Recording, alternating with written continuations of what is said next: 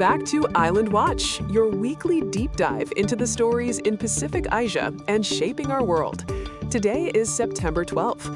Anna, it feels like Taiwan is really in the news cycle this week, pulling focus from both its economic might and the geopolitical tightrope it walks. Absolutely, Mark. It's fascinating. On one hand, you have their tech industry, particularly semiconductors, just continuing to solidify its global position. TSMC is building this massive ecosystem park in Pingtung, essentially strengthening their local supply chain partners. It's all about resilience, isn't it? Resilience is definitely the key word. And it's not just semiconductors. We're seeing companies like Leotek, a Light-On subsidiary, projecting huge revenue growth. They're heavily involved in infrastructure projects, even securing new orders for EV charging piles in North America. It really highlights how Taiwan's economic tentacles are reaching far and wide. It certainly does. But then you pivot to the security side, and that resilience takes on a different meaning. Beijing's gray zone tactics are escalating, with illegal oil rigs popping up near Prague Island, encroaching on Taiwan's exclusive economic zone. It's a clear attempt to chip away at their jurisdiction. And the response from the U.S. Congress has been pretty unequivocal. The House just passed its version of the National Defense Authorization Act, nearly $900 billion in military spending. Crucially, they shot down amendments that would have blocked funding for Taiwan and Ukraine.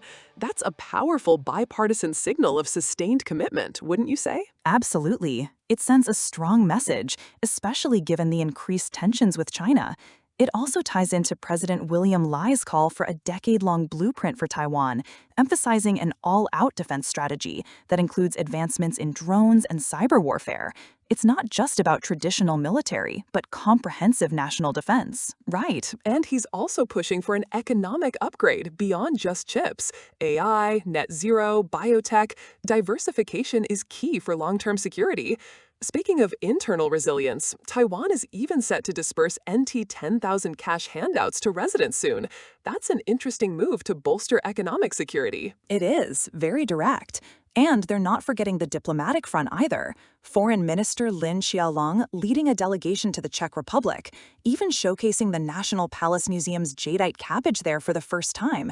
It's a clever way to strengthen international ties through culture and soft power, isn't it? Absolutely. It's about building those relationships and showing their cultural depth.